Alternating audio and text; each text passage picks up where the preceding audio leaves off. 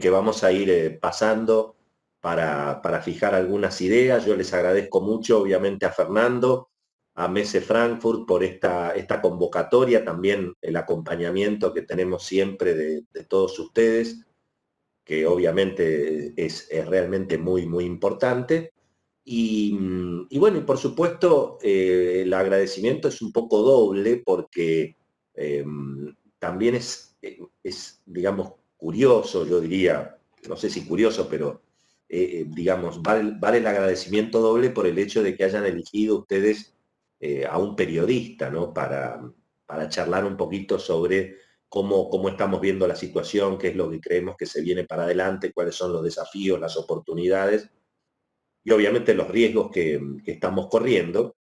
Y siempre lo digo antes de arrancar las charlas, si alguno lo escuchó, la va a escuchar de nuevo la historia, pero es muy breve, pero es interesante, ¿no? A propósito de los periodistas, ¿no? Que yo siempre digo que a veces hay que tener cuidado con los periodistas y especialmente en este año que hemos visto de alguna manera el impacto, digamos, que muchas veces tienen los medios, tienen, digamos, en el ánimo de las sociedades. Si bien yo, digamos, no le adjudico tanta responsabilidad, pero en alguna medida ustedes vieron que muchas veces los periodistas, cuando tienen que contar, digamos, la historia todos los días, y todos los días hay que hablar en la radio, o hay que hablar en la televisión, o hay que escribir una tapa en una página web, o en la tapa de un diario, si eso hay que hacerlo todos los días, a veces los periodistas tenemos la tentación de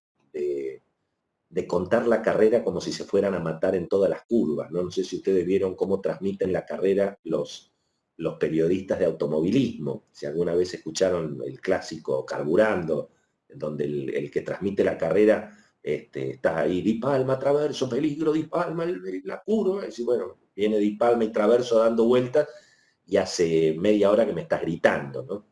Porque efectivamente el que transmite la carrera lo hace como si se fueran a matar en todas las curvas, ¿no?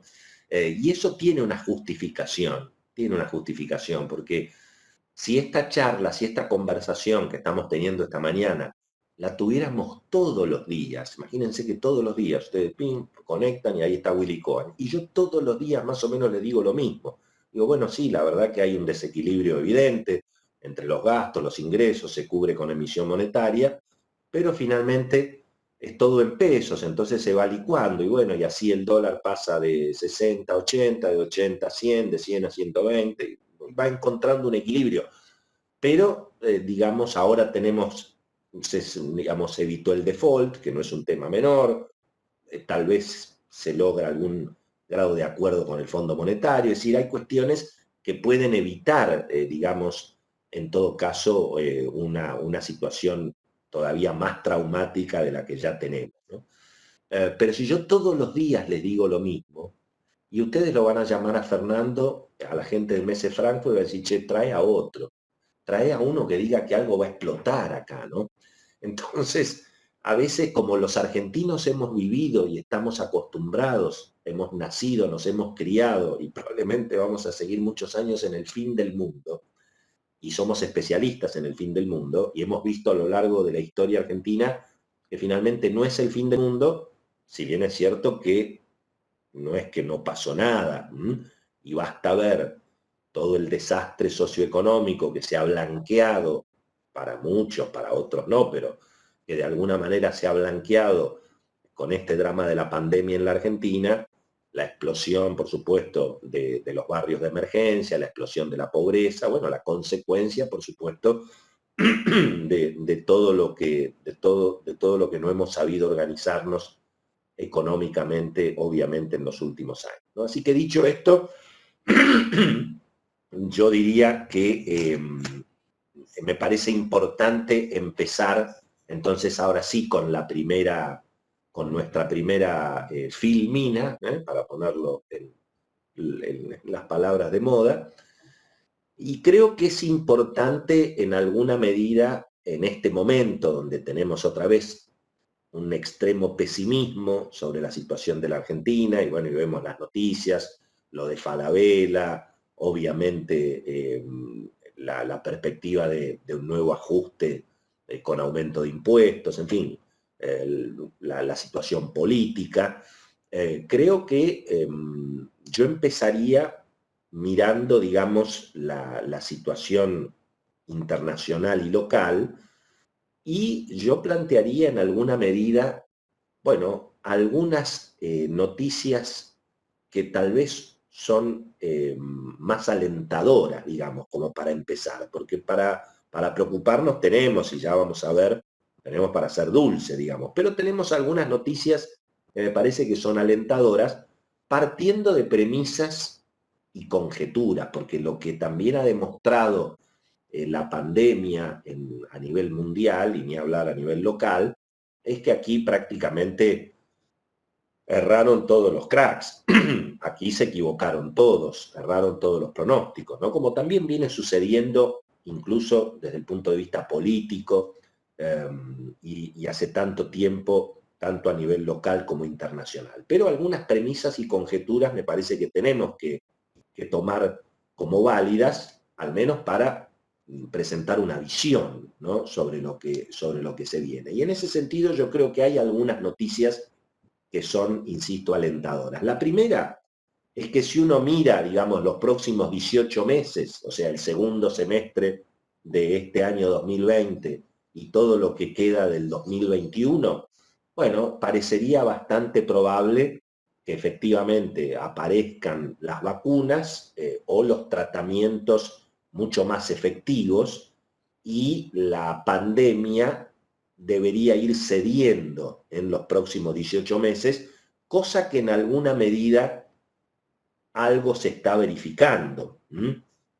Las cuarentenas, si uno mira hacia adelante, parecería que se van a ir flexibilizando, con más y con menos, obviamente con muchas más dificultades en Argentina por nuestras propias pandemias, digamos, y nuestras propias dificultades, pero aún así, evidentemente, incluso lo que uno ve que está pasando finalmente también en Argentina, muestra que las cuarentenas se van a ir flexibilizando. Y si uno mira a nivel internacional, incluso hoy a la mañana aparecieron noticias también muy alentadoras, pero en este sentido también de lo que está pasando con la economía en China. Hemos visto la creación de puestos de trabajo en Estados Unidos en el último reporte, también muy alentador. Quiere decir que, digamos, se cumple algo que se ha venido cumpliendo en los últimos también 300 años en el mundo, ¿no? Que, digamos, entre 2 y 4 trimestres es lo que tarda la economía para, de alguna manera, recuperarse de estos shocks, con, naturalmente, mejores perspectivas para los países ricos que para los países más complicados, incluso en Europa. Alemania se va a recuperar seguramente más rápido que España e Italia, aunque también ahí apareció ese plan de salvataje de la Europa rica a la Europa pobre, y lo concreto es que yo diría que parece bastante probable que finalmente esta situación derive en que hay mañana, en que ese mañana es con capitalismo, con propiedad privada, que es lo que estamos viendo, insisto, a nivel mundial. Por supuesto que el derrumbe de la economía este año va a ser importante, insisto, menos en Estados Unidos, en Alemania, Inglaterra y en Francia seguramente, y por supuesto en China, que en otros países, especialmente en Latinoamérica, pero vamos a tener una economía obviamente complicada y vamos a tener tensión social, inestabilidad política. Son situaciones que seguramente las estamos viendo, ni hablar lo que estamos viendo en Estados Unidos, ¿no? Así que esas serían las premisas. ¿Qué otro dato alentador mirando el mercado local eh, dentro del problema grande en el que estamos? Ya lo vamos a ver con detalle. Digamos, finalmente Alberto Fernández, con todo lo cristinizado que está y con, digamos, toda la deriva y la dominancia, digamos, de lo que representa Cristina, aún en materia económica, que eso no parecía tan, digamos, tan evidente, por lo menos al principio del proceso, si uno lo miraba con Alberto Fernández candidato, el equipo económico que estaba con él. Ya vamos a ir al detalle. Pero digamos, aún con todo lo que Alberto puede haberse cristinizado, se eligió evitar el default. Eso es distinto del proceso que se vivió con Cristina presidenta, Axel ministro, la batalla contra los fondos buitre, ustedes recuerdan, en el 2014-2015, ¿no? Entonces ahí hay, yo creo que un elemento al que yo le asigno una enorme importancia. Y el otro dato es la decisión de acelerar ante la crisis de confianza que efectivamente hay sobre el peso, sobre la economía, además, la decisión de acelerar la negociación con el Fondo Monetario y un Martín Guzmán que si uno lo compara con, digamos, los mensajes que uno escucha de los distintos sectores que integran la coalición oficialista, incluso de integrantes del equipo económico, la verdad que hoy Guzmán, no te digo que es Milton Friedman, pero está apareciendo con una prudencia también alentadora, ¿no?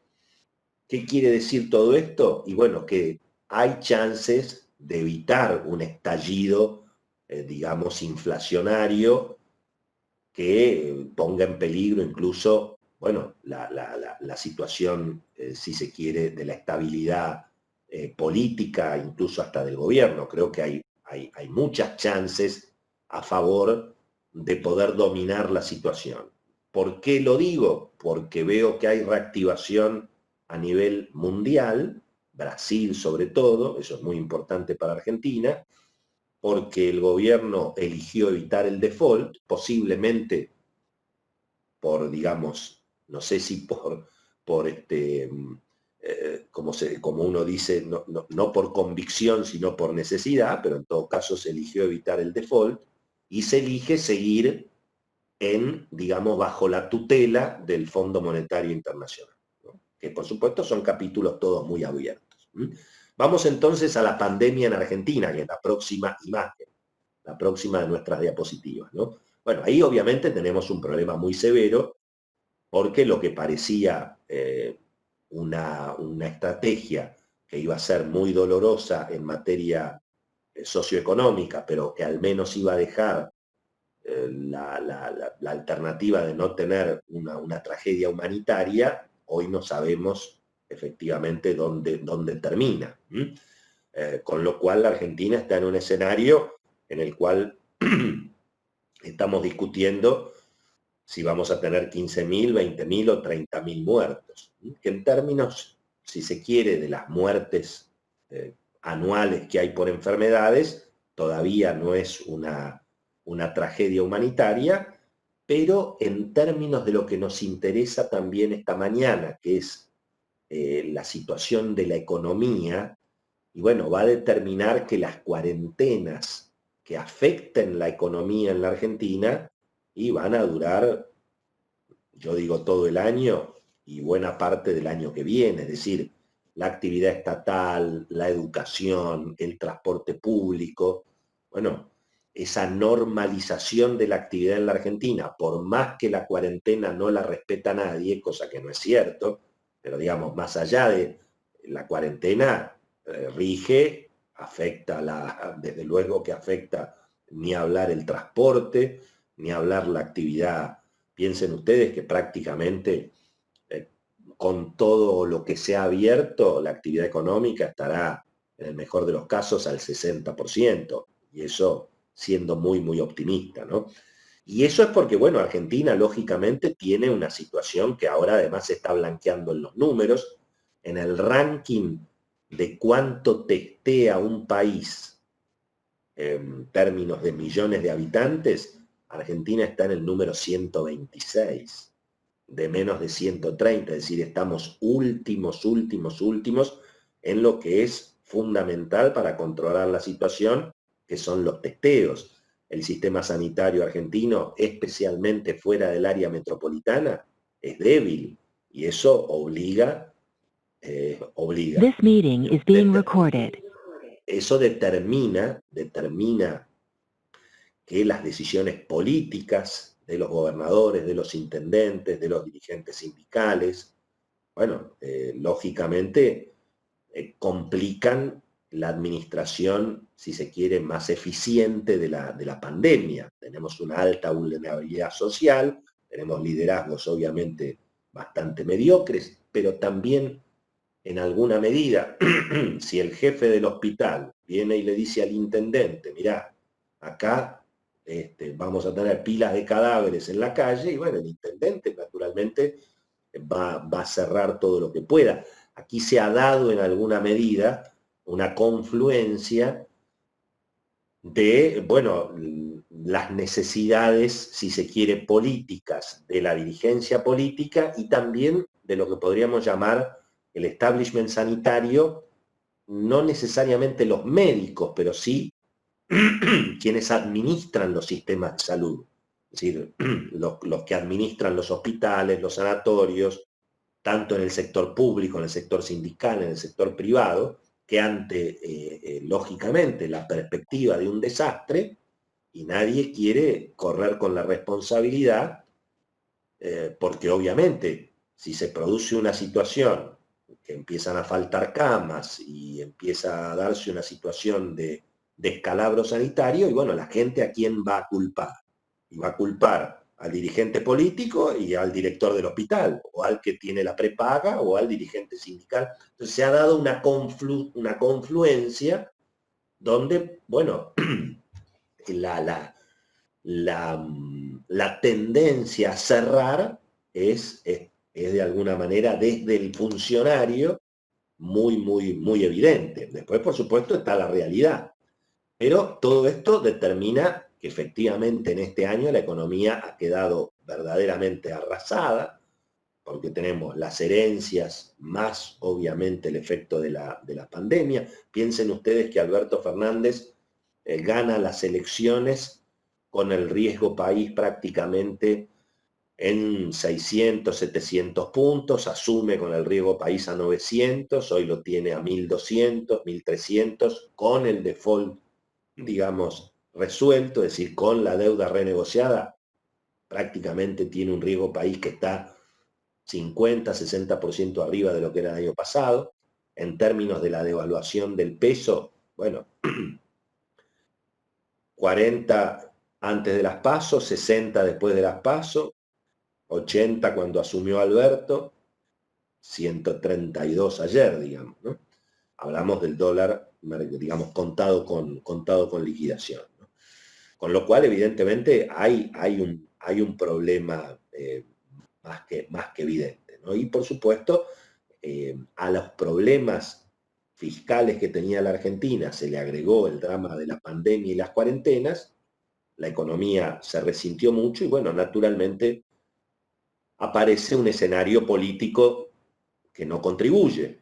Las tentaciones populistas, el estatismo, el autoritarismo, bueno, temas que por supuesto estamos viendo muy presente, que hacen mucho ruido y que no contribuyen obviamente a generar las condiciones para que vuelvan los dólares, que de eso, esa es la única forma, dólares que por supuesto están en poder de los argentinos, cientos de miles de millones de dólares en la Argentina, pero que no encuentran las condiciones, en muchos casos, digamos, ni las posibilidades por la propia política, obviamente cambiaria, ¿no? Así que estamos, efectivamente, sin default, eso es una gran cosa, con el Fondo Monetario por ahora sin romper, y con perspectivas de que no se va a romper con el fondo, y con eso tenemos que enfrentar los mayores peligros de desorden económico y social, derivados, por supuesto, en los problemas que tiene la Argentina y que ahora los vamos a empezar a ver. A ver, vamos a la próxima. A nuestra próxima filmina, que es eso, sobre llovido mojado, ¿no? Es decir, qué es lo que ha pasado finalmente en la Argentina de este año. Y bueno, que nos agarró la doble Nelson, con una situación sanitaria y social que obliga a aumentar el gasto público, a aumentar los subsidios, un modelo económico además que por supuesto profundiza esa situación, y al mismo tiempo se resiente la recaudación, ¿eh? Hay más gasto, hay menos recaudación, porque obviamente el 60% de la actividad económica está cerrada. Y bueno, eso es lo que explica esa brecha cambiaria entre 70 y 100% por la superemisión que ya venía la Argentina con un déficit significativo. Es cierto que durante el último año de la administración Macri, con el acuerdo con el fondo, eso se redujo significativamente, pero estaba la cuenta de intereses, digamos, que por supuesto ni siquiera Macri la pudo pagar.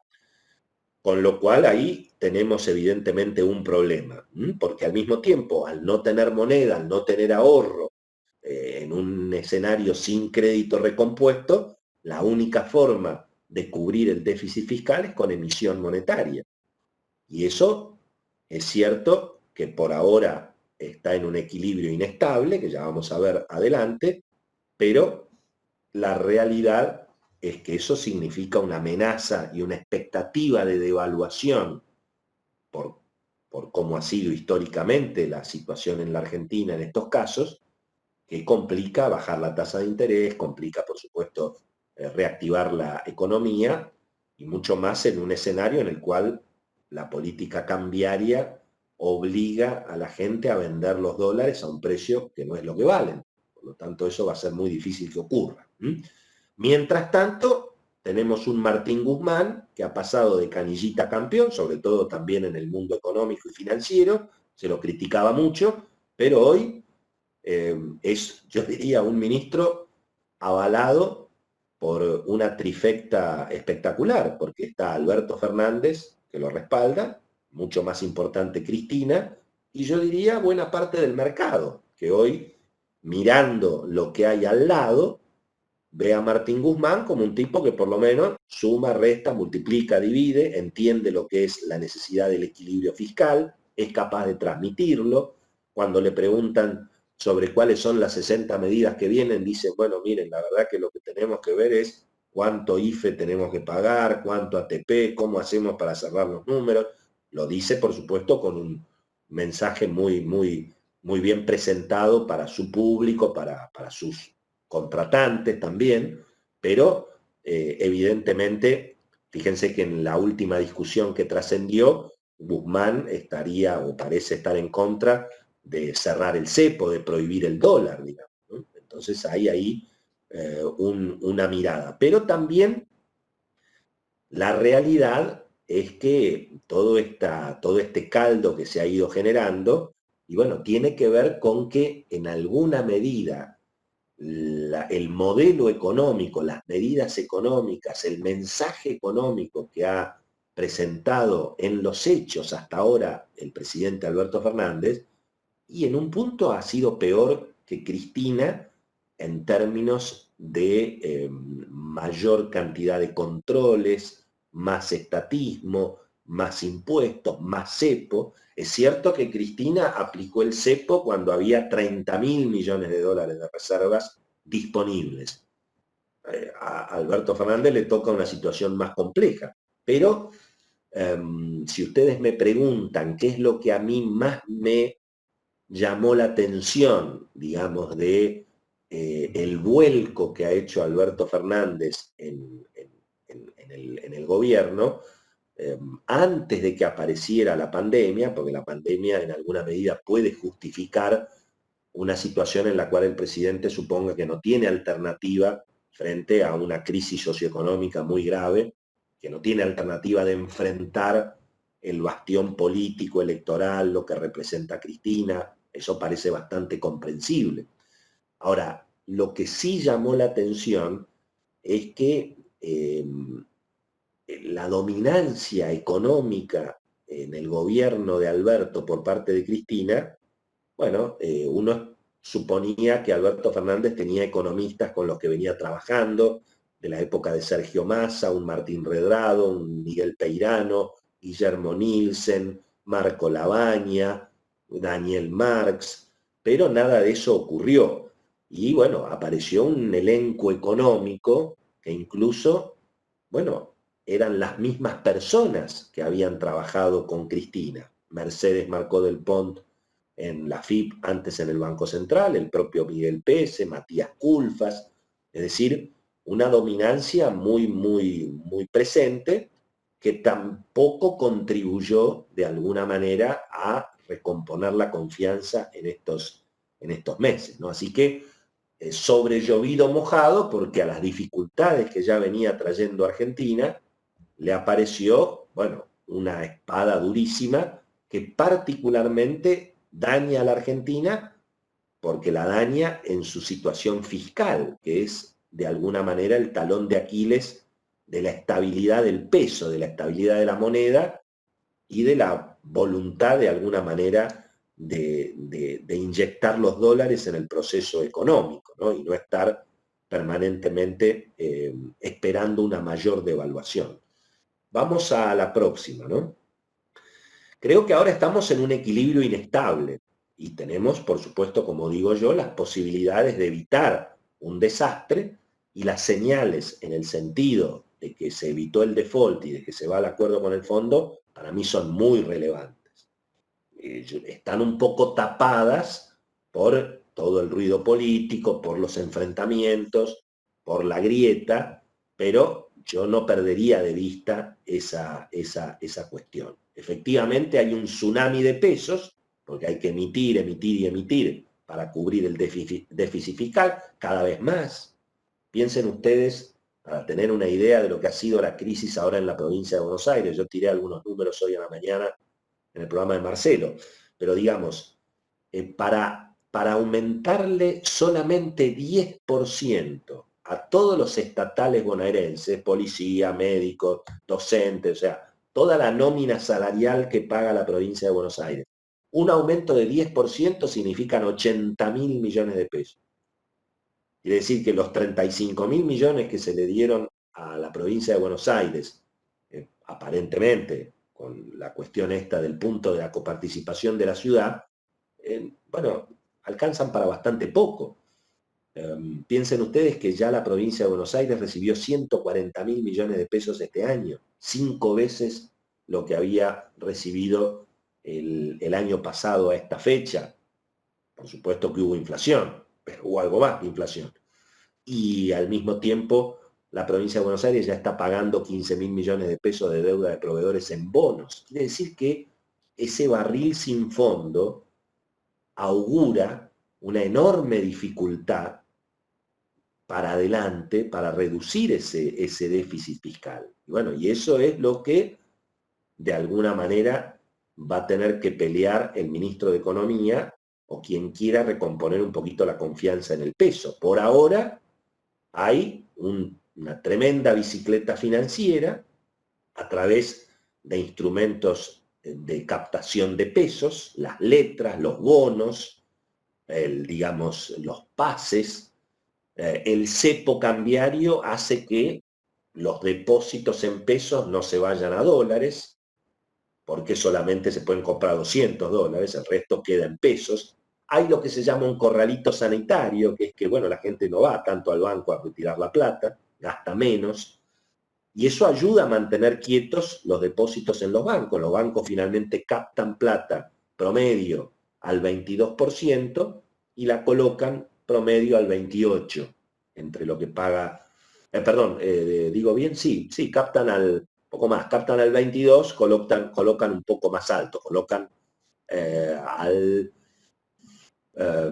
captan al 27, porque captan plazo fijo, pagan al 27, tienen las cuentas de ahorro y las cuentas corrientes por las que no pagan.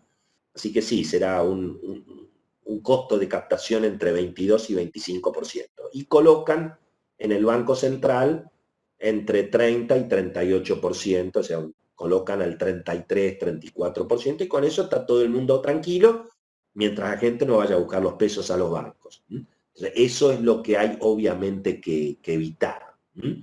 Esa discusión tiene mucho que ver con, bueno, cuánto va a ser finalmente el déficit fiscal este año, la promesa de bajarlo al 4,5 el año que viene, los firmamos con los pies y con las manos, solamente 4,5 de déficit el año que viene.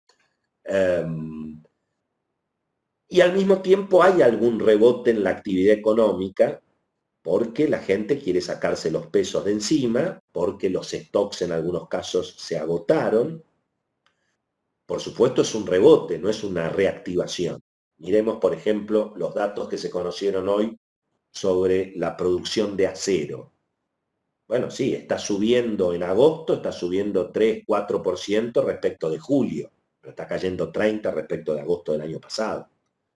Con el caso de los despachos de cemento, un poquito mejor, están subiendo entre 6 y 10% respecto de julio, pero están cayendo 20% respecto de agosto del año pasado. Ojo que agosto del año pasado todavía Macri tenía alguna chance, ¿no? Las PASO fueron el 14, desde el 1 hasta el 14 de agosto, todavía se estaba con el cuento de que Macri podía ganar. Entonces eso obviamente no se reflejó. Es más, hubo hasta un rally financiero en la semana previa a las PASO, ¿no? Con lo cual es probable que cuando empecemos a ver los números de septiembre, octubre, noviembre y diciembre, en la comparación estadística contra el año pasado, ahí tal vez vemos una recuperación un poquito mayor. Por supuesto que de la mano de la recuperación, eso es estadístico, porque obviamente la economía se empezó a frenar después de la derrota de Macri el año pasado, ¿no?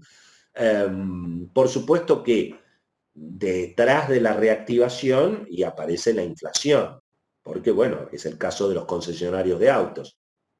Como hay 3, 4 compradores por cada unidad, bueno, todo el mundo quiere entregar los pesos, llevarse el auto, pero el concesionario sabe que después con los pesos no necesariamente le van a entregar la misma mercadería. Así que eso lo hemos visto en el sector textil, en materiales para la construcción, obviamente en el sector automotriz. Ahora, lo que no sabemos es si ese rebote por recomposición de stocks, porque hay sectores que les sobraba ingreso y no querían quedarse con pesos en la mano y tampoco comprar dólares a 140, hay que ver si eso se sostiene y si realmente lo podemos de alguna manera consolidar hacia el último trimestre del año.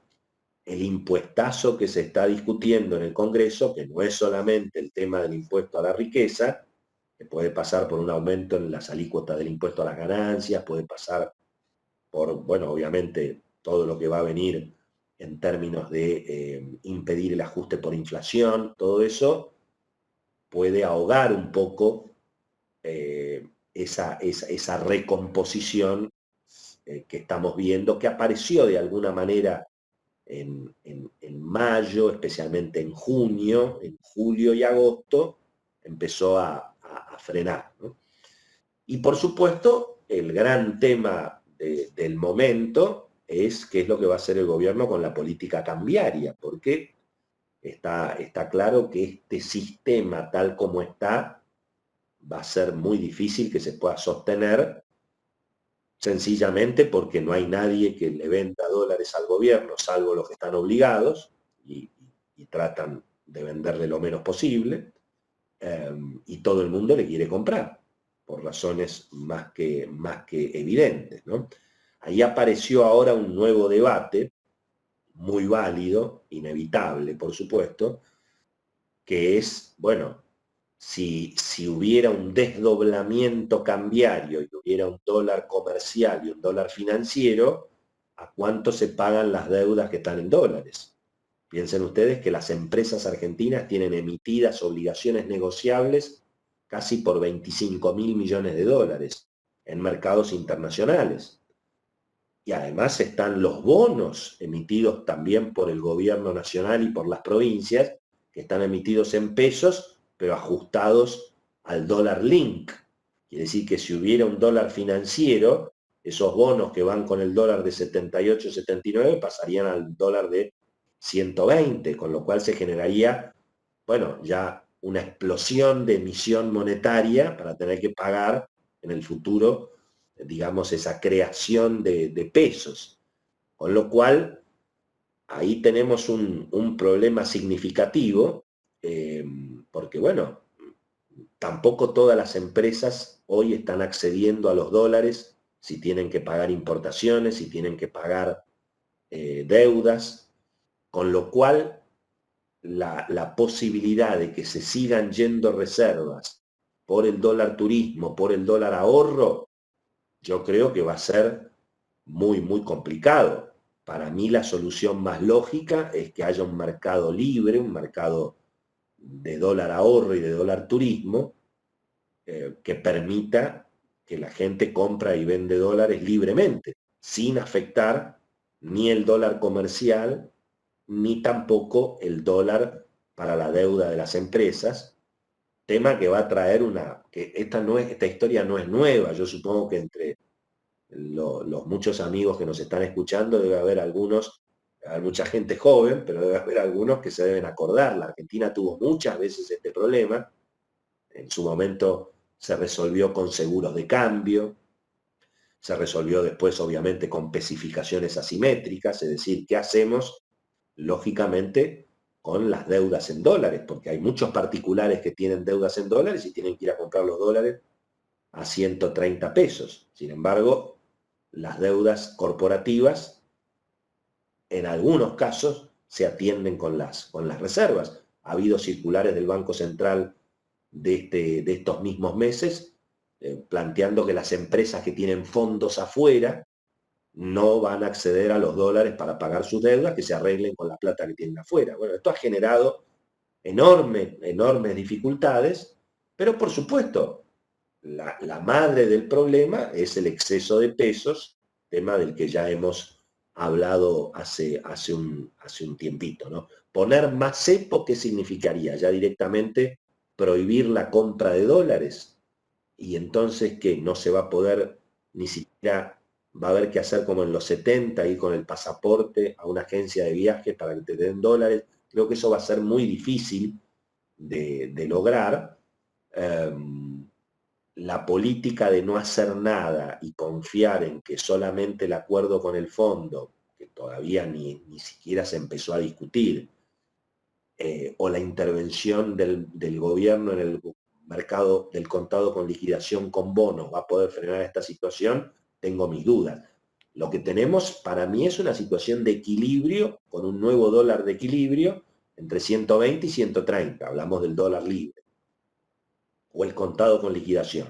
Bueno, si el gobierno va a seguir emitiendo al ritmo que ha venido emitiendo hasta ahora, si además se va a anunciar otro jubileo con las jubilaciones, como se está anunciando esta mañana, y otra vez vamos a jubilar a 1 millón de personas que no aportaron, bueno, en ese caso, ese dólar de equilibrio de 120, 130 buscará un nuevo equilibrio hacia fin de año, y eso es lo que hemos estado viendo, y es obviamente el problema que tenemos por delante, ¿no? Pero a mí me cuesta creer que se vaya a extremar el cepo al punto de poner la policía del dólar, como estaban también comentando, ¿no? Creo que al mismo tiempo, bueno, cada presidente que puso un cepo perdió las elecciones. Le pasó a Cristina, le pasó a Mauricio Macri, supongo que Alberto Fernández no va a querer correr la misma suerte, ¿no? Porque más cepo es obviamente más brecha, menos actividad económica, más fuga de capitales, menos, reactivación, menos empleo, mucha más recesión. Así que bueno, ya esa experiencia la tuvo Cristina cuando perdió las elecciones en el 2013 y en el 2015. Veremos cómo enfrentan esta situación. Insisto, yo creo que lo más lógico sería poner un dólar ahorro y un dólar turismo libre, donde los argentinos se compren y se vendan dólares legalmente. Incluso creo que habría cola de gente para vender dólares, si te los permitieran vender legalmente, ¿no? Bueno, muy bien, vamos a la próxima. Esta es divertida, algunos pronósticos, ¿eh? Total, tenemos tiempo para entretenernos cuando nos veamos de nuevo. Yo creo entonces que va a seguir habiendo un dólar de comercio exterior, o un dólar oficial, o un dólar controlado, por el cual se van a tener que liquidar todas las exportaciones, o una buena parte de las exportaciones, y donde los importadores, en la medida que puedan, van a poder conseguir los dólares ahí, también las empresas para pagar sus deudas financieras. Es el dólar que hoy vale 79 pesos. Yo creo que si se cumple en general la regla que se ha cumplido también durante la era de Cristina y Kicillof, en general la devaluación del dólar oficial suele ser la mitad que la inflación real en los periodos, digamos, que hay que atrasar el tipo de cambio, ¿no? Pero cuidado que las elecciones son el año que viene, entonces por lo tanto, para atrasar el dólar debería ser el año que viene, porque las elecciones se ganan con atraso cambiario, nunca se ganan las elecciones devaluando, si no pregúntenle a Mauricio, digamos, ¿no? O sea, cuando hay devaluación, o el progre también Alfonsín, o Angelos en el 88, 89. No, de modo que la más lógica sería que si la inflación va a estar en torno de 35, 40%, y bueno, todavía le queda un 10, un 15%, me parece, al tipo de cambio de aquí a diciembre. Así que yo veo el dólar a fin de año entre 85 y 90, lo que hoy vale 78, ¿no? Por supuesto, ¿cuánto es la brecha con el otro dólar? Que yo diría va a ser el dólar financiero más menos libre. Ojalá que dispongan un dólar ahorro, un dólar turismo libre. Pero si no lo hubiera, habrá un dólar financiero más o menos libre, que hoy es el contado con liquidación. La brecha, por supuesto, tiene mucho que ver con lo que pase, insisto, con la emisión de pesos en los próximos meses, pero aún si la situación se acomodara razonablemente, el arrastre del tsunami de pesos que deja la pandemia y que todavía va a seguir dejando la pandemia, creo que va a seguir marcando una brecha importante, porque además está el impuesto, ¿no? No nos olvidemos que parte de la brecha, no digo el 30%, pero por lo menos el 20% de la brecha es el impuesto al dólar. Si el dólar no tuviera un impuesto, y bueno, la brecha sería sobre los 80 pesos y no sobre los 103 que en realidad cuesta el dólar ahorro. El dólar ahorro no cuesta 80, cuesta 103. O el dólar ahorro, el dólar tarjeta. Así que yo creo que vamos a tener durante un tiempo largo una brecha entre el dólar oficial y el dólar libre que va a estar entre 50 y 70%. La inflación del 2020, hay quienes dicen que incluso puede ser menos de 40 por el efecto de la pandemia, la medición también que se formula con algunos precios que nunca han cambiado porque está directamente cerrada la actividad, pero en todo caso la inflación va a estar allí entre 35 y 40%, aparente, ese es el consenso que hay entre los economistas. La tasa de interés que paga el Banco Central a los bancos hoy está en 38, yo creo que eso puede subir, porque fíjense que tanto Cecilia Todesca, Martín Guzmán, cuando les preguntan qué van a hacer con el dólar, dicen, bueno, vamos a intervenir en el mercado de bonos, vamos a intervenir con la tasa de interés. Así que eso es probable que haya. Fíjense que cuando el gobierno amaga a bajar la tasa de interés, ahí empieza a subir el contado con liquidación, ¿no? Por supuesto, eso también es un problema mirando la actividad económica real. La expectativa de devaluación impide siempre, por supuesto, bajar la tasa de interés, ¿no? Con la actividad y el consumo que van a estar muy golpeados este año, en promedio, entre 5 y 10%, hay sectores que van a estar obviamente mucho más golpeados, con un desempleo que creo que va a estar en los niveles históricos de Argentina, si uno mide el desempleo real, porque tengamos en cuenta que cuando se hace la encuesta, o cuando se hacía la encuesta, los trabajadores que reciben planes sociales para la encuesta son trabajadores, son gente que tiene empleo. El déficit fiscal, ahí está el problema. Este año va a ser dramático, ni siquiera se sabe, porque no sabemos cuánto, insisto, va a seguir costando la pandemia, pero hay quienes suponen que va a estar cómodamente arriba de 10% el déficit fiscal, y la emisión monetaria para cubrir ese déficit fiscal, bueno, nos trae todos los problemas que tenemos, ¿no? el estudio de Carlitos Melconian y Santangelo incluso han tirado algunos números de que la cantidad de pesos año a año puede llegar a triplicarse mirando el año que viene, ¿no? Con estas necesidades. Sigamos entonces. ¿Cuál es la economía que viene, digamos, en este escenario? Por supuesto que para el sector privado vienen meses duros, con concursos, con quiebras, con cambio de manos en las empresas, lo estamos viendo, en el caso, por supuesto, de Garbarino, en el caso de Oca, en el caso ahora de Falabella, próximamente Walmart, donde, bueno, también vamos a ver reaparecer a un sector empresario, en algunos casos ligado al mundo político, ligado al mundo sindical, ligado al mundo deportivo. Todo eso seguramente va a estar muy presente. Hay que seguir la ley que está trabada en el Senado para facilitar, digamos, los acuerdos preventivos entre acreedores y deudores sin que el empresario pyme, bueno, tenga que, digamos, perder la empresa en la discusión, pero la realidad que también va a ser una economía con oportunidades. Yo no me apuraría mucho, pero de todas maneras, si me preguntan dónde hay oportunidades y dónde se ve futuro, bueno, yo creo que claramente en todo lo que tiene que ver con logística, teletrabajo, comercio electrónico, alimentación en todos los rubros, desde luego la tecnología, el sector salud, el bienestar personal, la educación especializada, el entretenimiento en el hogar, el turismo local. Piensen ustedes lo que vamos a pagar por una habitación en Mar del Plata como si fuéramos al Waldorf Astoria. Es decir, creo que todo eso va a significar una gran oportunidad.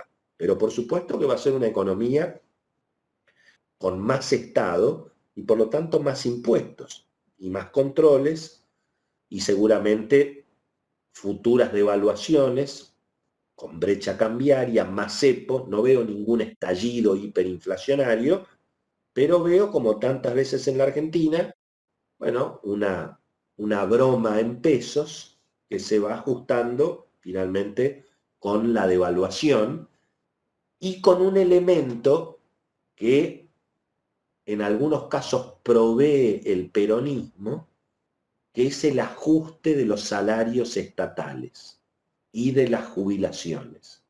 Es decir, acá cuál ha sido el problema que particularmente le tocó administrar a Mauricio Macri y en alguna medida también en su momento al final de la administración de Cristina. Le pasó a Kicillof también, que es que la devaluación, e históricamente en la Argentina producía el ajuste fiscal. La más espectacular fue, bueno, por supuesto, el estallido de la convertibilidad, el dólar de 1 a 4. En ese momento, el Estado recauda en dólares, pero paga en pesos. Y obviamente quedaron muertas las jubilaciones, los salarios estatales.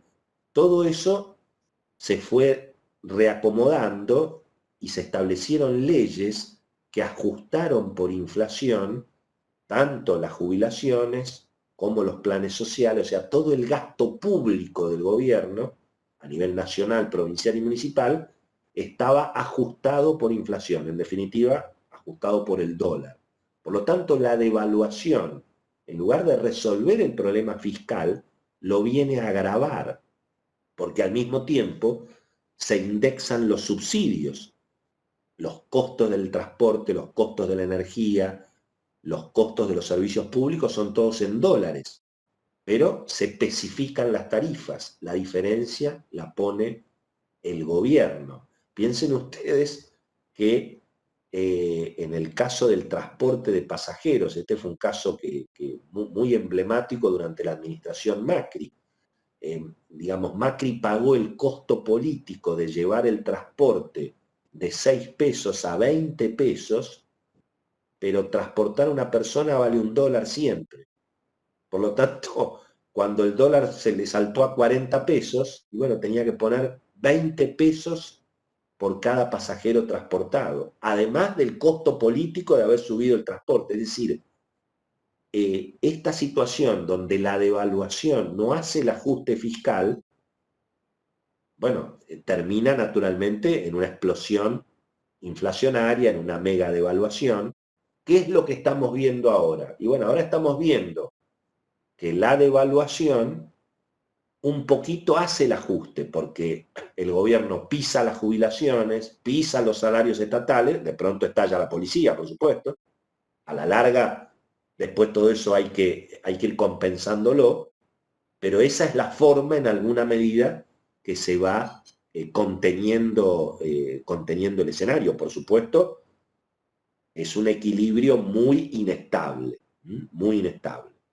Volvemos a lo que decíamos, la lógica para el dólar, desde mi punto de vista, es desdoblar. Lo que pasa que, como en el pasado, en los años 80, se hizo el desdoblamiento del dólar comercial y el dólar financiero, ahora tenemos con un paro cardíaco a todos los gerentes financieros de las empresas argentinas, muchos de ellos incluso me están llamando por teléfono, para, claro, explicarme que un dólar financiero hoy en Argentina generaría una quiebra generalizada.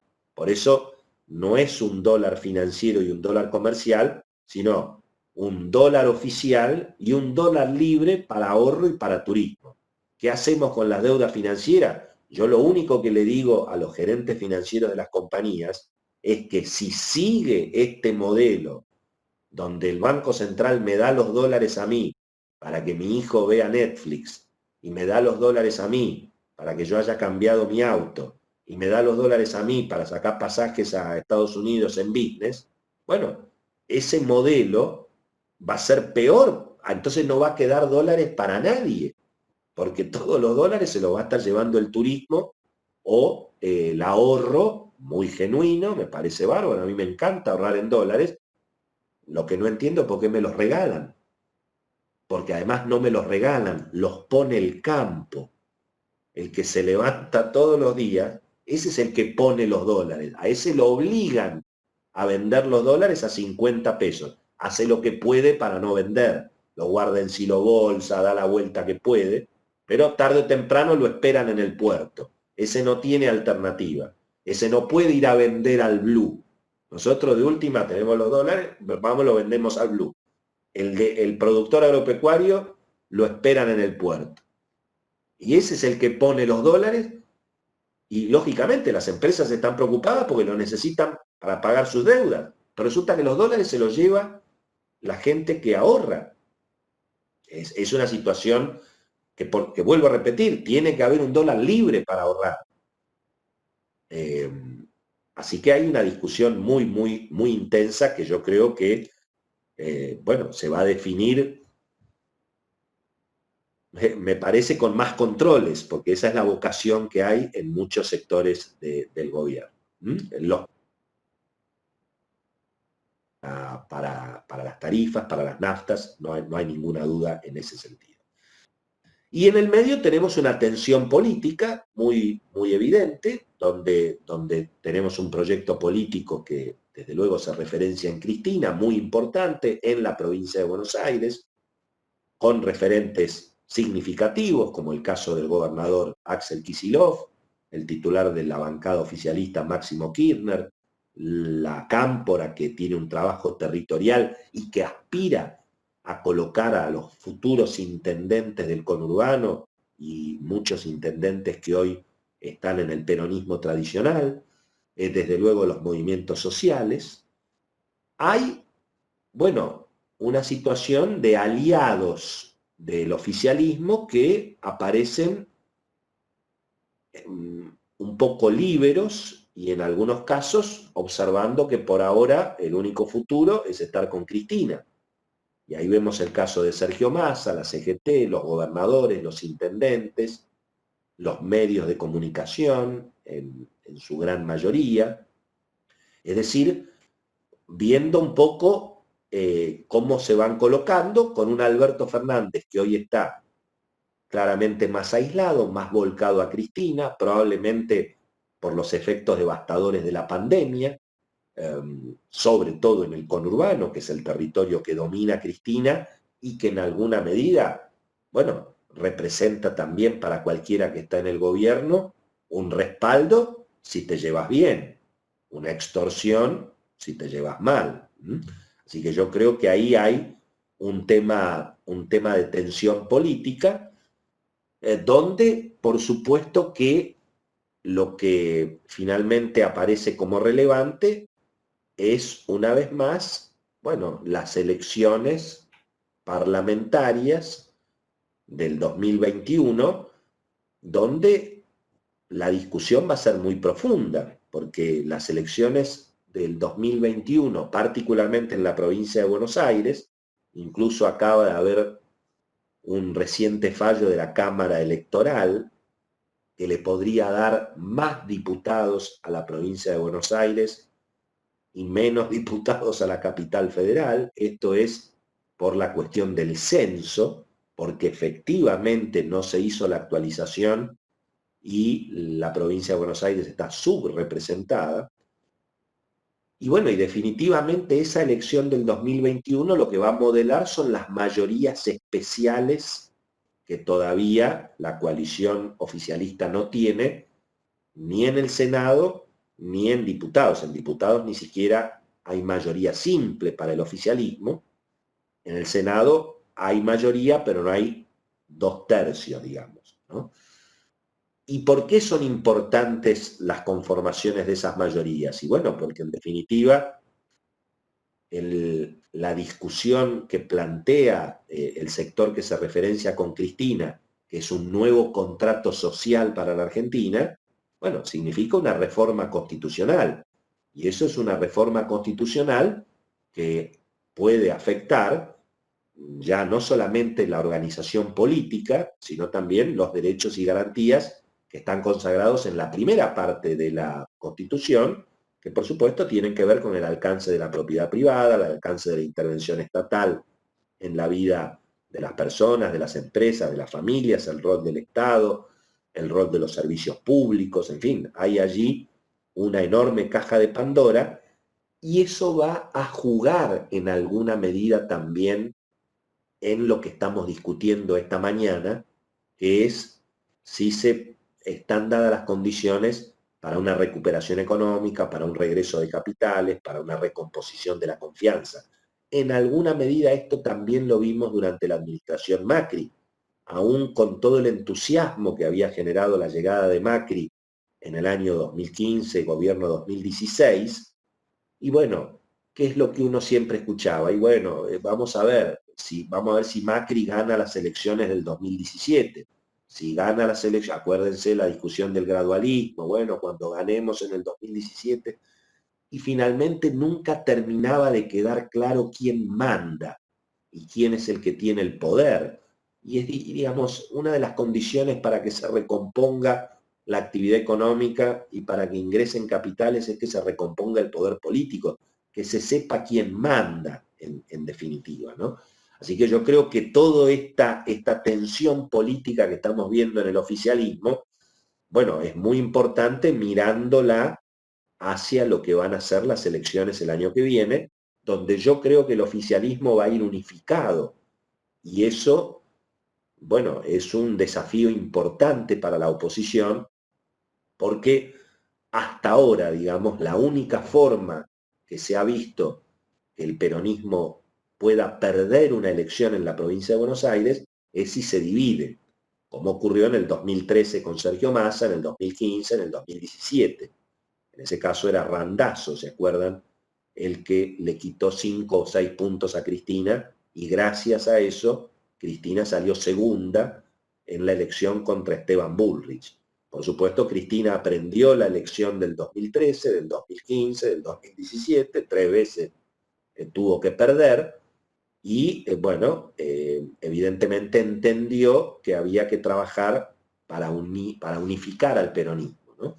Así le otorgó a Alberto Fernández lo que le otorgó, a Sergio Massa también el espacio de poder que le otorgó, en una enorme tensión, pero yo creo que ese acuerdo va a seguir vigente para la provincia de Buenos Aires, el año que viene, con las dificultades de hablar hoy de lo que puede pasar, por supuesto, el año que viene, porque desde luego que la tensión social, las dificultades ideológicas, cómo enfrentar la crisis de seguridad, cómo enfrentar la crisis de las tomas de terreno, son todas cuestiones que también dividen el frente del oficialismo, pero me parece que esta idea de ir juntos a la elección va a ser seguramente muy sólida, ¿no? Y por supuesto eso para la oposición es un problema, porque al mismo tiempo no está claro si va a haber paso, por lo tanto la oposición va a tener que encontrar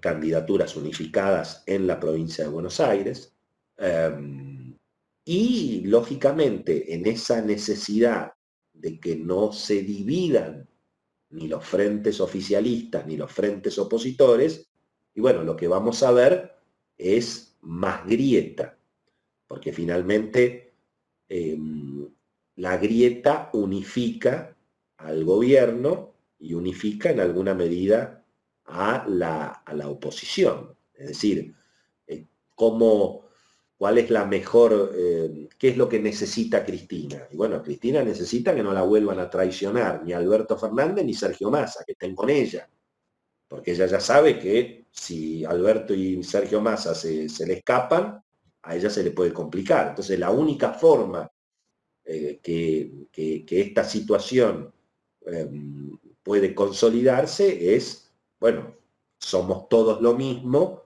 porque el adversario, el enemigo es todo lo mismo. Y del otro lado pasa algo bastante similar, digamos. En alguna medida la radicalización de Alberto la festeja, obviamente, Mauricio Macri, porque puede presentarse ante Rodríguez Larreta, ante María Eugenia Vidal y compañía, vieron que no hay forma, y al mismo tiempo el propio electorado, ese 41% que votó contra Cristina y Alberto en el 2019, hoy es un 41% plus, porque hay parte del 48% que votó Alberto Fernández, que hoy está bastante defraudado, y esa es la gran preocupación que hoy hay en ese frente oficialista. Los líberos, los que ustedes leen ahí, Massa, la CGT, los gobernadores, los intendentes, los medios, están viendo que, y bueno, Alberto se está quedando con el 30% de Cristina, en la medida que Alberto se cristiniza tanto, y bueno, se va quedando con nada más que los votos de Cristina.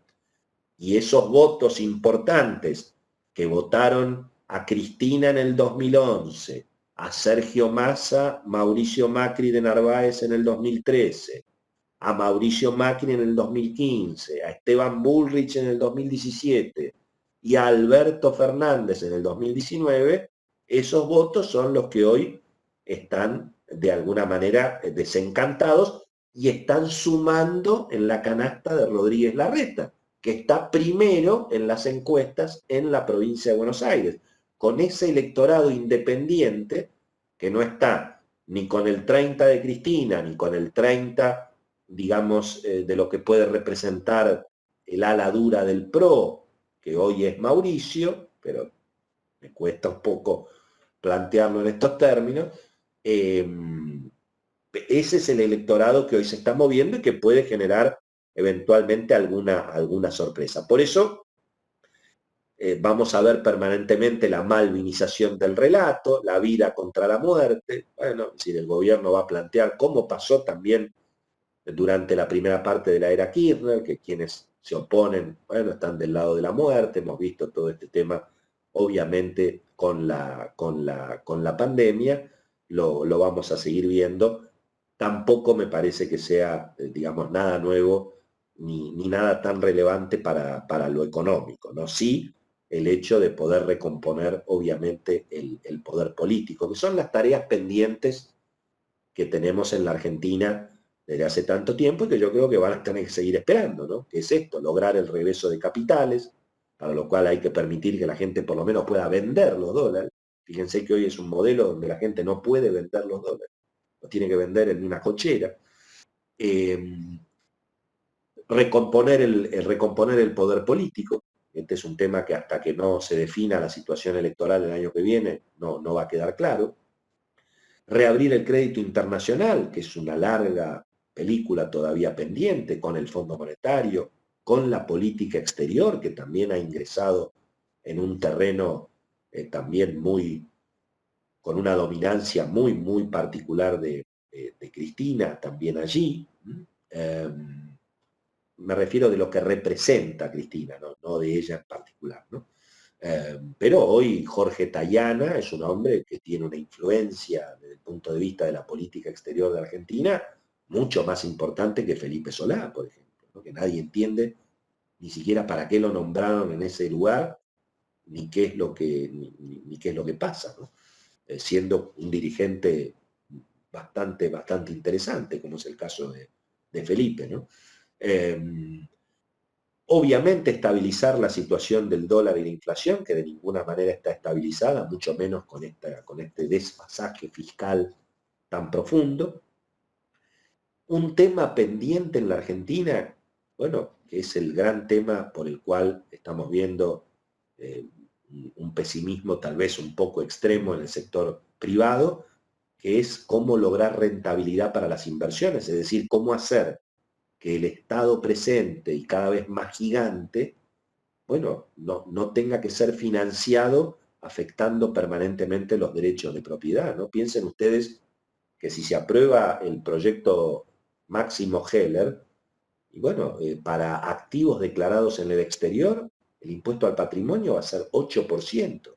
Bueno, eso, digamos, es directamente una expropiación lisa y llana. Así que ahí hay un problema evidentemente complicado, porque además parte de Juntos, doy la mala noticia, una parte importante de Juntos por el Cambio va a votar el impuesto a la riqueza. O sea que ahí tampoco, el frente opositor tampoco es un frente tan homogéneo cuando lo corren por izquierda. Lo hemos visto particularmente también durante la administración Macri, ¿no? Así que esta es una de las tareas más importantes, ¿no? Cómo evitar que, digamos, se sigan afectando los derechos de propiedad para financiar un Estado que solamente se agranda, ¿no? Permanentemente. Y finalmente, para cerrar, y abrimos algunas preguntas, si tienen tiempo, yo encantado, yo diría entonces como buena noticia que el mundo efectivamente ha empezado a recuperarse en este segundo semestre, lo estamos viendo en China, en Europa, en Estados Unidos, particularmente en Brasil, también en Chile, y eso obviamente es una buena noticia. Es una buena noticia que Argentina haya evitado el default y se encamine a un acuerdo con el fondo, si es que se encamina realmente al acuerdo con el fondo, y es importante ver si en el marco de este equilibrio inestable, el rebote de la actividad económica que se vio en junio y en julio, efectivamente se mantiene de aquí hasta fin de año. Por supuesto que Argentina va a estar golpeada, este riesgo de la superemisión que deriva en la suba del dólar y la inflación es un riesgo evidente. Una vez más, sin default y con el fondo, hay una posibilidad de encaminar la situación hacia un esquema de una inflación del 30-35% que vaya licuando toda esta deuda. La tentación estatista y la tensión política la vamos a ver muy presente, y eso por supuesto no va a contribuir a generar clima de negocios. Es probable que tengamos más impuestos a la propiedad y más controles en la actividad económica. No me parece que recuperen los inmuebles por ahora. Puede haber algún grado de movimiento fuera de las zonas urbanas, cosa que está pasando en todo el mundo, por el hecho de que, bueno, hay gente que supone que va a ser mejor vivir fuera de las ciudades que en las ciudades. Esta actividad, como decía, vemos un rebote en algunas manufacturas por falta de stock e importaciones, pero no estoy tan seguro que eso se pueda sostener en los próximos meses. Y vamos a tener, bueno, lógicamente, un presidente entre la dominancia de Cristina y la ilusión moderada, que yo no creo que esté totalmente cerrada. Es decir, creo que Alberto Fernández es un hábil operador político, un hombre que entiende las oportunidades y que hoy está observando que, así como en la 125 él se peleó con Cristina y terminó 12 años desempleado, me parece que en esta 125 él lo está pensando. No está tan convencido de pelearse con Cristina. Pero las circunstancias, por supuesto, son dinámicas y vamos a ir viendo cómo se resuelven los conflictos, porque es obvio que desde su proyección política, esto le está generando un costo importante al presidente, en tanto y en cuanto las encuestas muestren que por ahora es más negocio estar con Cristina que estar contra Cristina, la seguirán apoyando. En cuanto eso empiece a cambiar, veremos qué es lo que hace ese sector del peronismo y veremos qué es lo que hace el presidente. Hasta ahora ha ganado siempre Cristina, incluso antes, acuérdense, pero después se pierden las elecciones también. Así que veremos esa, porque al mismo tiempo va a haber una situación socioeconómica muy difícil y particularmente en ese sector de la clase media baja, que es en definitiva el que también termina definiendo la elección. Así que me parece que vamos a estar entre ese Alberto, entre ese pesimismo y esas oportunidades que van a lógicamente aparecer en una economía que va a tener obviamente muchos cambios de manos y mucha gente eventualmente decidiendo cambiar de actividad. Así que en eso nos vamos a estar moviendo. Acuérdense la historia que les conté sobre cómo a veces se transmiten las carreras, con esa percepción de que nos vamos a matar en todas las curvas, y acuérdense que los argentinos somos especialistas en el fin del mundo y hasta ahora hemos sobrevivido. Así que les agradezco mucho. Si pasamos a algunas preguntas, las podemos responder, y si no, estimado conductor y presidente, tiene usted la palabra. Muchísimas gracias, Willy. La verdad que siempre súper interesante escucharte. Sí, la gente estuvo preguntando mucho, pero como siempre pasa, algunas de las preguntas las fuiste respondiendo, pero se engancharon ahí con el tema político, sobre este tema del porcentaje de los libros, y ahí hay una pregunta que si vos tenés una idea de qué representa este porcentaje, si es el famoso 9% de masa. Bueno, eso yo diría, no podemos decir hoy los porcentajes, pero lo que sí está claro es que, de alguna manera, si uno suma, o sea, la gente finalmente votó bastante parecido en el 2019 y en el 2015, ¿no? Si uno suma los votos de Daniel Scioli del 2015 y los votos de Sergio Massa, y bueno, ahí tenés el 48%, en alguna medida. Fíjense lo que pasó en la provincia de Córdoba. Y sí, claro, en Córdoba, Scioli salió tercero, porque efectivamente había ganado Macri en Córdoba, pero el que salió segundo en Córdoba fue Massa, que iba con De la Sota. Mientras que, si miramos la elección del 2019, también Córdoba fue definitivo, porque efectivamente ganó Macri, pero el que salió segundo fue Alberto Fernández. Entonces, esa fue y sigue siendo la discusión muy fuerte que hay dentro incluso del seno de Cambiemos, y fue la discusión de la relación, obviamente, de Macri con Sergio Massa, ¿no? Pensá que, en definitiva, Alberto Fernández era el jefe de campaña durante un tiempo también de Massa, ¿no? Por eso, bueno, esa es la situación. Hoy lo vemos a Sergio Massa muy incómodo, porque piensen ustedes que, digamos, si hay un amigo de la política que ha tenido Sergio Massa a lo largo de su carrera, ese es Horacio Rodríguez Larreta. ¿Entendés? Yo conozco empresas no voy a dar ningún detalle, digamos, que han estado apoyándolo a Sergio Massa durante mucho tiempo, en la época de su desierto, digamos, y era Horacio el que les pedía que lo apoyaran, digamos. Ni hablar la relación de Sergio Massa con Cristian Ritondo, amigotes de toda la vida. Y hoy Sergio está en una situación en la cual tiene que abandonar todos esos acuerdos. Al mismo tiempo, toda la política de seguridad del gobierno para Massa es muy difícil de digerir.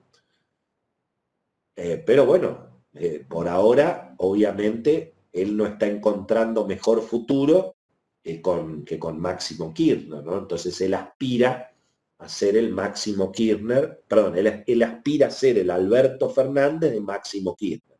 Él cree que Máximo no va a poder ganar nunca una elección y que finalmente él puede ser, una vez más, el Alberto Fernández, digamos, ser el candidato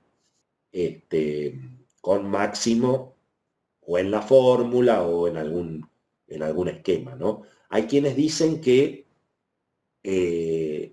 la otra alternativa para Massa sería eventualmente dejar la Cámara de Diputados, que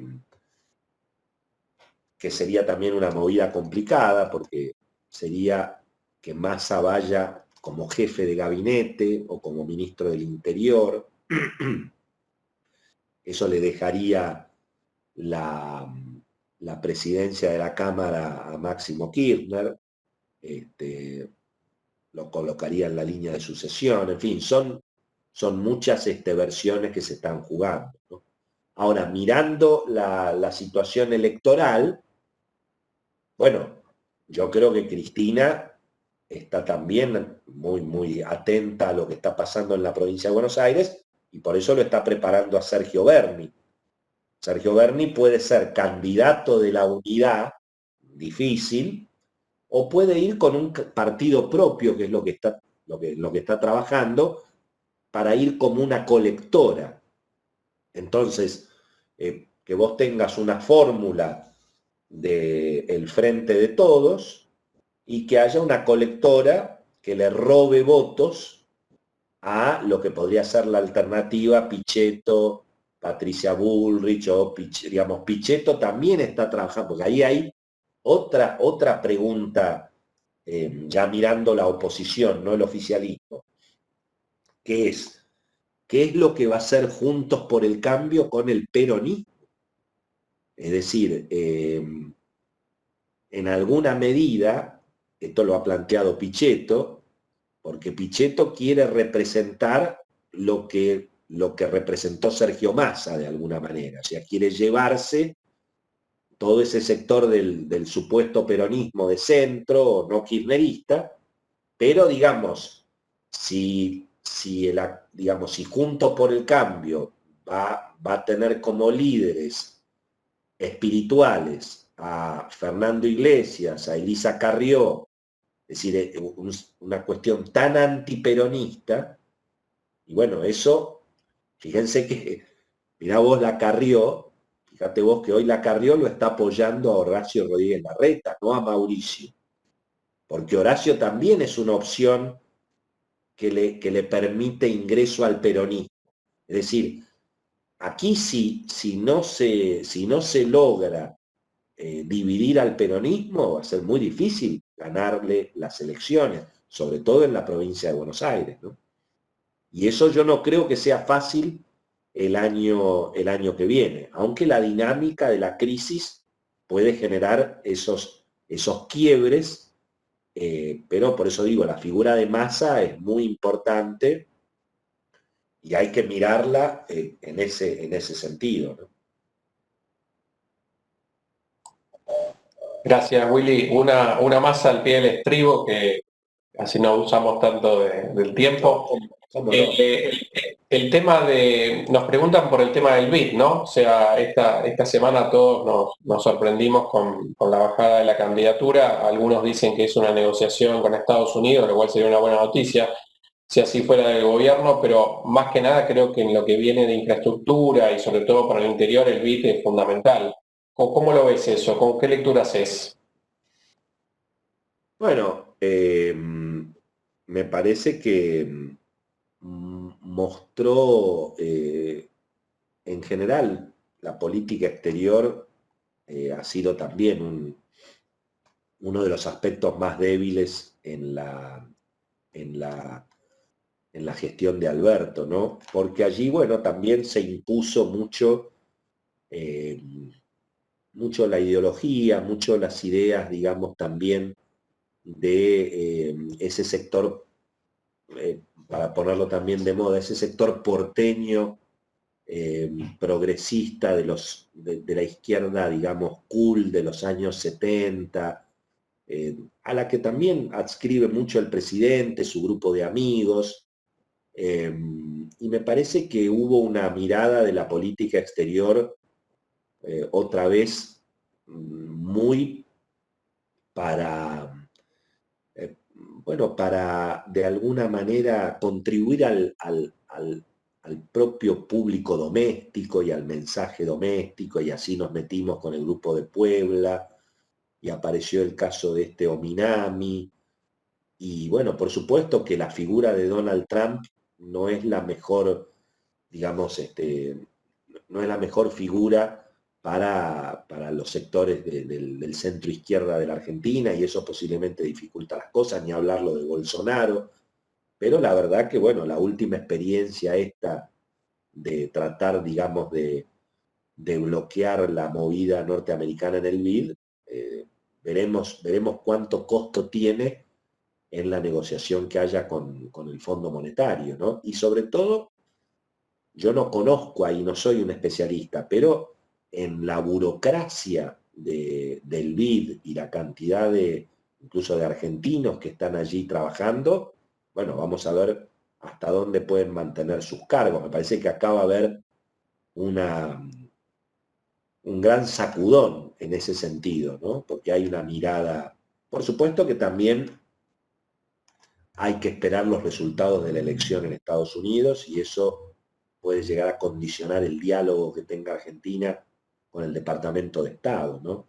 Eh, pero, de todas maneras, eh, yo creo que en alguna medida, eh, para Argentina, la situación va a ser más complicada en términos de poder tener un flujo financiero eh, más normal, ¿no? Pero creo que todo va a depender también de cómo se defina la negociación con el fondo y qué es lo que Argentina pueda resolver allí, ¿no? Así que no me parece un tema, digamos, desligado de cierta, yo diría, una agenda bastante escasa en la política exterior, ¿no? Salvo la ilusión de las inversiones chinas, pero ni siquiera nada concreto, ¿no? La verdad que ahí sí que la Cancillería, no hemos, por lo menos yo no he visto una Cancillería muy práctica. En eso sí creo que eh, hay una enorme diferencia con lo que fue la gestión de Macri, ¿no? Donde yo personalmente creo que la política exterior fue de lo más rescatable que tuvo Macri. Bueno, Willy, muchísimas gracias. Muchas gracias a los más de 220 que se han conectado, empresarios, colegas de todo el país. Recordarles que mañana en este ciclo a las 11 lo tenemos a Marcelo Elizondo, lo conocés, Willy, también, que nos va a hablar de mercados internacionales, de esta oportunidad que tiene la Argentina o que tiene que buscar la Argentina de agregar valor a sus exportaciones, así que vamos a estar charlando con él, y el jueves también, cerrando este ciclo, vamos a hablar sobre los cambios tecnológicos en la industria de procesamiento de alimentos, más vinculado a todo el sector de tecnología. Así que desde acá, Willy, agradecerte, como lo dije antes, porque veo algún comentario también en el chat y me gusta responderlo. Esto es un espacio justamente para que abramos la cabeza, para que podamos tener opiniones distintas. Si alguien considera que no coincide con el orador, justamente de esto se trata, ¿no? De poder escuchar, de poder dialogar y de tener digamos, una mirada distinta sobre la realidad del país. Así que no pretende otra cosa más que eso, y te agradezco, Willy, como siempre, por tu profesionalismo y por acompañarnos. Así que buen día para todos y nos seguimos conectados. Bueno, muy bien, muchas gracias, muy buenos días a todos. Gracias por la atención, nos estamos viendo. Gracias, Willy.